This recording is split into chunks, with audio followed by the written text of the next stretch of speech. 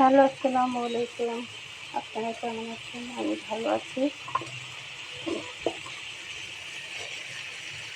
রান্না করতেছি। লাউ রান্না করেছি। কালারটা দেখে দেখে সুন্দর আসছে। লাউ রান্না করেছি। ছোটো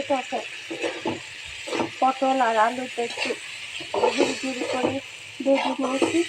তারপর পেঁয়াজটা লাল লাল করে নিয়ে হলুদ গুঁড়ো, মরিচ গুঁড়ো, ধনিয়ার গুঁড়ো আর জিরার গুঁড়ো দিয়ে দিয়েছি। এখন কষিয়ে নিচ্ছি। দেখায়নি অবশ্য মশলাটা দিয়েছি। তারপর এই যে বেগুন ভাজা করেছি, সাথে লেবু আছে।